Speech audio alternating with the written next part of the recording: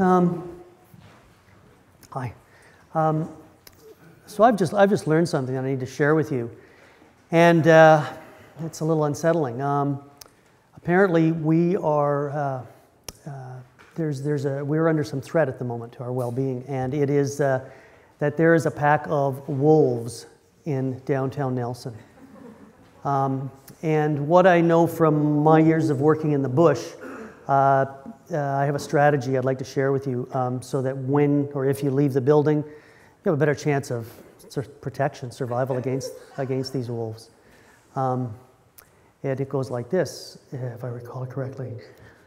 Confronted with a predator like a bear, a cougar, or a wolf, rise up and you go, yes, yes. I'd feel better if you tried this with me. I'm a little nervous about you going on. Would you please stand up and try this? Thank you. Okay, so remember it. We're becoming wolf here. Yes. Yes. Oh, thank you. You got it. You got it. That's great. You know, that really, you're helping to prime yourself, against those critters. And I should come clean with you. I just cried wolf. I did. We're not under imminent threat from marauding wolves, but I ask your forgiveness. I did it with intention, best intentions, and a purpose, to help introduce my topic today on storytelling, and how it serves that purpose to take us to a place. When talking about stories, it's really helpful to look at how did we start telling stories? And for that, scientists believe that we started telling stories about 100,000 years ago, as our consciousness first started to emerge. So about 100,000 years ago, we started telling things to each other. We started thinking about things differently than our ancestral forebears. And there were things like bits of information, shards of information. It was important at that time, of course, to know where the marauding animals were, like the wolves. It was important to know where the food supply was. So we started shaping that information and passing it along.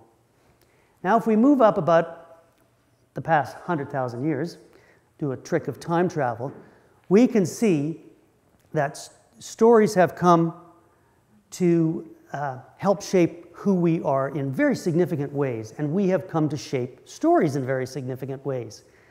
We recognize elements in cultures from all over the world that are embedded in storytelling. Elements like starting on a journey or quest to accomplish something, like encountering the dragons and wolves, challenges along the way, like invoking special powers to deal with those challenges, and hopefully resolving the challenges and getting a reward. These are the characteristics of storytelling that, of course, are with us today in many of the stories that we recognize and we consume. We live in a storytelling era that is aided and abetted by myriad kinds of technologies. Just ask Steven Spielberg or J.K. Rowling how we live through storytelling, and of course they will confirm that stories continue to play an enormous impact on our lives, and it's true. And it's spawned billion-dollar industries. But there's a kind of storytelling that I think doesn't get enough respect, doesn't get enough recognition, and that's really what I'd like to examine today, to look at. And that is about the kinds of stories that we tell ourselves about who we really are and what we're capable of.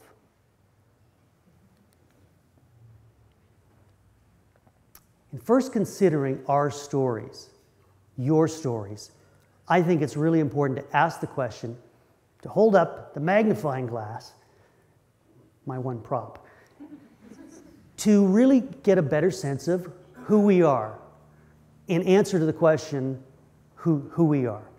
And I've generally recognized that we seem to be much more than just, the throwaway answers the way we answer that question, who are you? Whether you're a skater, or you're a loner, or you're a vegan, not a vegetable. Right now I'm an eggplant.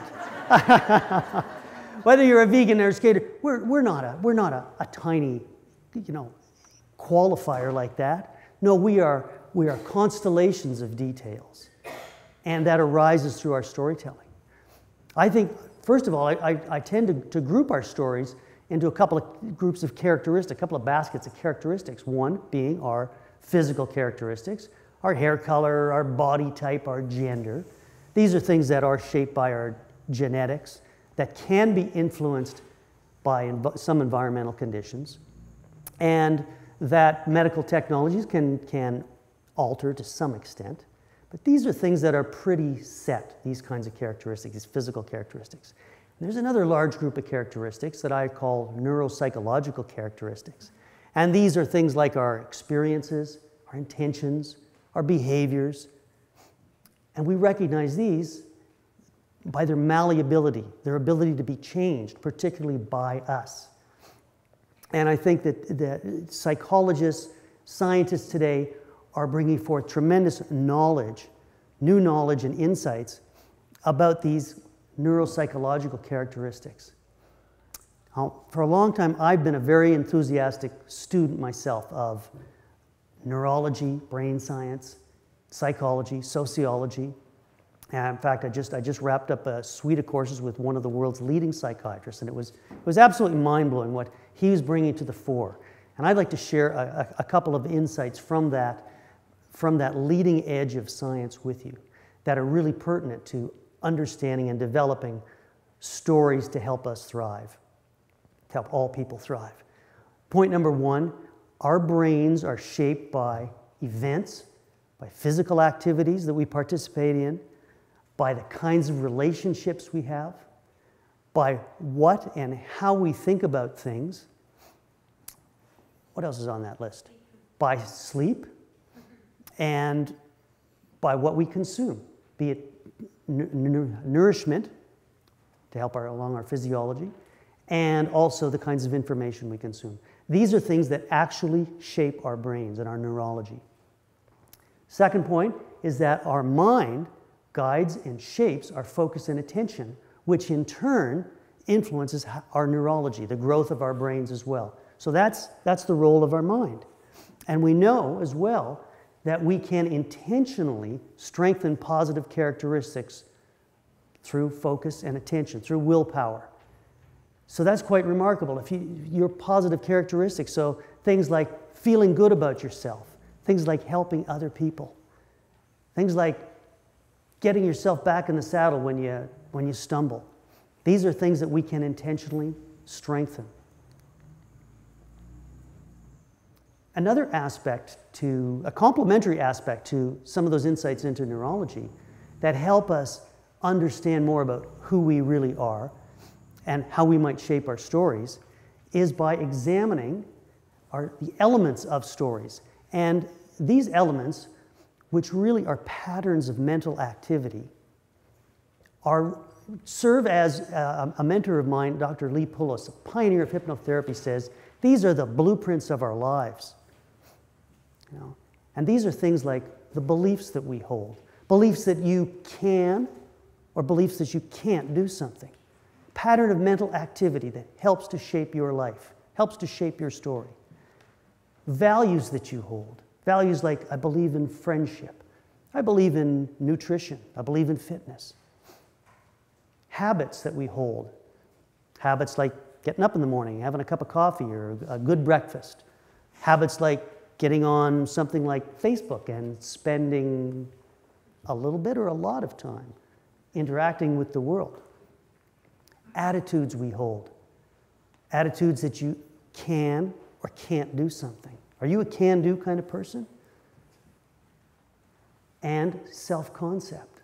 And this feeds right into a big picture we hold of ourselves. Whether we really feel that we're a victim of something, or that in the face of challenge, we are resourceful. And these all feed in and get filtered through our own psyche in myriad ways and constellational type ways. What pops out the other end, of course, is the results of our life, our behaviors, our actions, our stories. Now, if you don't perhaps particularly like thinking of yourself as something like a computer program, with a yes-no kind of filtering system or go-no-go filtering system, you might feel a little more comfortable thinking of your story or the creation of your story as the creation of a movie of which you are the executive producer. Isn't that cool? You're it. It's your life, it's your movie, and you are it. You are the executive producer. So, of course, you get to write the script. You get to choose the imagery. You get to choose the location. You get to choose and create the soundtrack to go along with your movie. You get to choose the guides and mentors along the way that you'll turn to in times of challenge. And it's your story. Like all stories, you will face challenges. You get to decide what are the kinds of superhero powers that you wish to invoke along the way of your movie.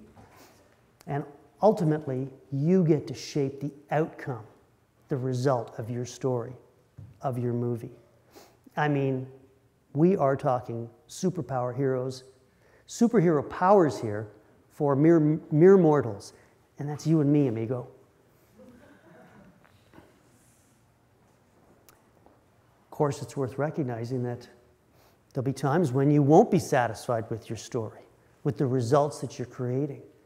So what you gonna do? Who are you gonna call? Well, again, get out your magnifying glass and see, well, what is it that's blocking me? Is it one of those elements? Is it a belief I'm holding? Is it a value I'm holding? Get to know those things and think about them. See where they are taking you. Are they helping you create the story of your dreams? Question and challenge assumptions that may be blocking you. A belief like, I can't do math. Really? Have that conversation with yourself. Find out, is that really true? Or is it someone else's belief? Is it a belief that was planted in your head by a relative, a parent, advertising? Advertisers, their goal is to change our behavior. They're at work all the time working on us. So your goal is to really hold up a magnifying glass and see, does that resonate with my values, my beliefs? You might be surprised with what you find. My encouragement is to take charge, be proactive in your story, and change things, change the elements of your story until you are getting the results you want, until you are satisfied. And along the way, of course, like a good story, you are going to encounter dragons, maybe even marauding wolves. And what are you going to do about those dragons? Part of your life story is going to be encountering them. Potholes. Is that where you hit the wall? Is that where you say, that's it, I'm giving up, turn back? Well, again, I ask you to get out your magnifying glass and look at them. Examine these dragons and find out, is this really about me, or is it about somebody else? Maybe now is not quite the time to move ahead on this part of my story. But you can see, you can decide whether you're going to react to something, react to a dragon, or respond to it proactively. You help create your story in this manner. Look at your dragons as often as you can as learning opportunities. What are they bringing you to learn about? In this time, and in this time. And along the way, see, to the best of your ability, how you can flip negative assumptions into positive ones. Just the way you're going to work with your superhero powers. Well, what can I do about this? How can I step back and, really see where... I hear superhero powers. Really see where something is coming to you to pay attention to you. And the end result of this, not that you will have a perfect story, because life isn't perfect, you know, but you may very well find yourself exactly where you hope to be. In conclusion, I'd like to say that we are living in an absolutely remarkable time when there's wonderful, exciting new insights coming to us about who we really, really are. And there are many new strategies coming forward to help us, to help all of us, young and old, optimize our learning lifelong, optimize our resourcefulness in the face of those challenges when we're confronted with dragons and wolves, and the opportunities to stoke our story, to stoke our spark, as Peter Benson referred to, stoke our stories till we get the results that we really, really want. You know, the world is asking us to bring forward our best stories right now at this time. And along the way, I hope to young people, I say, I look forward to meeting you on the way, to learning your story, and sharing my story with you as well. And may your story be inspiring. May your story be engaging. May your story bring to you all kinds of challenges and dragons. Because that's what life is like. As they say, life is tough. Get a helmet. But get yourself a good story to go along so that you can have the best opportunity of thriving. And let your story bring with it no absolute certainty. When someone asks the question, what's your story? Let there be no doubt. I'm thriving. Thank you.